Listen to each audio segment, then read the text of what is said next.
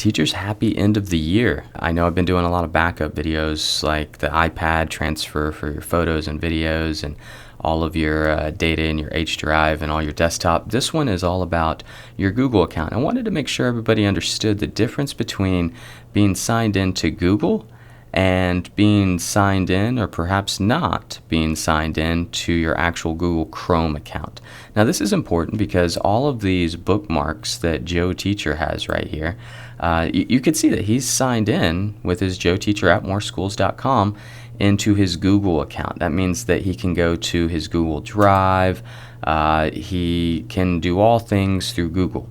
Now Chrome, which is owned by Google, is an internet browser, and it has its own kind of sign-in, but it's the exact same sign-in. So in fact, if you sign in with Chrome, then you'll actually be signed into Google. So I recommend, if you don't see your name right here where it says person 1, that you go ahead and click on that and sign into Chrome.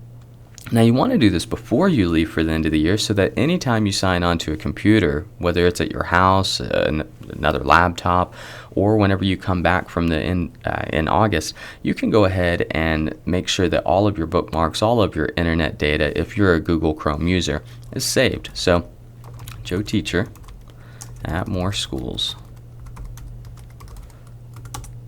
And of course he's got to go through the Federation like all of us. This is our single sign-in into both Office 365 products and Google products.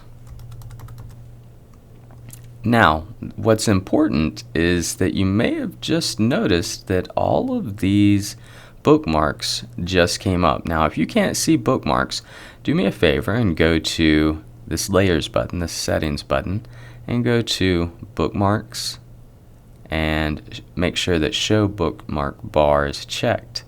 Now what that does is it makes sure that it syncs anytime I create a new bookmark. If I am here at Google Drive, I don't think he has got one. I'm going to drag and drop this, and there's Joe Teacher's Drive, and that is going to be one of the bookmarks that is saved, along with if you have any password data, and you can check what all Google Chrome is storing. If you go into Settings, and make sure that you are signed in with your atmoreschools.com. Just start scrolling through there. If you're like me and you like to have different themes, you can get themes.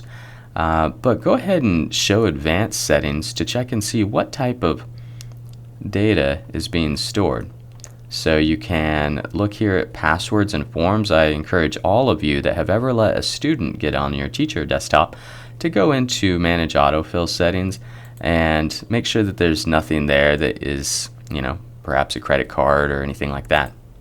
Also, manage passwords. If you go in, and if I were on my account, I probably have some passwords saved, but Joe Teacher has taken my advice and not saved anything. In fact, he said never save it for Help Desk or Federation or even moreschools.com.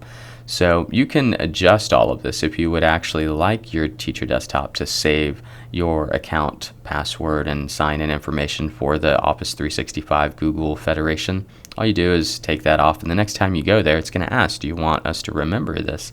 And you can say yes. Again, if you're on a computer that students ever get on, I recommend that you don't do that, though. I hope this hasn't been too much information, but I want you to get in and play with your Google Chrome account and make sure that you see your first name up there. Otherwise, you might not be signed in, and when you come back in August, you're going to lose all those bookmarks that you've worked so hard to create and organize. And if you have any questions about this, as always, email me at brandonwilmarth@moreschools.com or check out our Tech in the Classroom YouTube page.